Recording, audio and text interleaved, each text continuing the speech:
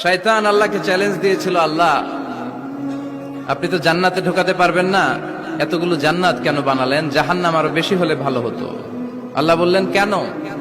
শয়তান বলে, আল্লাহ এই সবগুলারে আমি ওয়াসওয়াসা দিয়ে মুনাফিক বানিয়ে নাস্তিক বানিয়ে জাহান্নামে ঢুকাবো। আমি চ্যালেঞ্জ দিলাম, ডান দিক থেকে ধোকা দেব, বা থেকে, সামনে থেকে, পেছন থেকে, নিচ থেকে, রগের শিরা উপশিরায় ঢুকে, মাজরাত দাম যেখান দিয়ে রক্ত চলাচল করে ওখানে ঢুকেও আমি ধোকা দেব। তো আপনি জান্নাতে ঢুকাবেন কেমনে? আল্লাহ বললেন, তুমি আমারও চ্যালেঞ্জ দাও, এত বড় সাহস? আমি তো সব রাজার বড় রাজা, মহারাজা। চিৎকার করে বলেন ঠিক কিনা?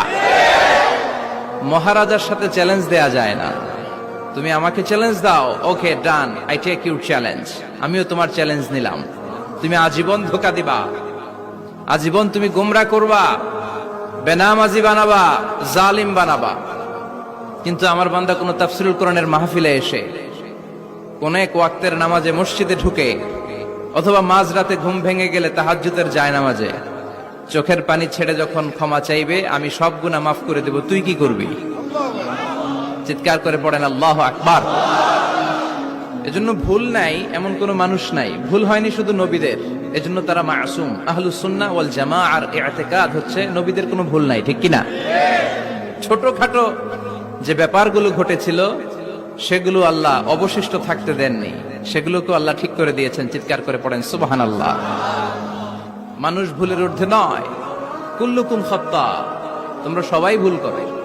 ওয়া খায়রুল খাত্তাইনা তাওয়াবুন। আরে ভুলকারীদের মধ্যে আল্লাহর কাছে শ্রেষ্ঠ ভুলকারী যে লোক ভুল করার পরে তওবা করে। কার কাছে? আল্লাহর কাছে। আল্লাহর কাজই তওবা কবুল করা। গাফিরিয যামবি ওয়া কাবিলিত তাওব। আমরা ভুল করব, শয়তান ওয়াসওয়াসা দিবে, আর আল্লাহ মাফ করবে, ঠিক কিনা? কি আল্লাহ আমরা পাইছি, উনি মাফ করার জন্য বসে থাকে 24/7, সপ্তাহের 7 দিন।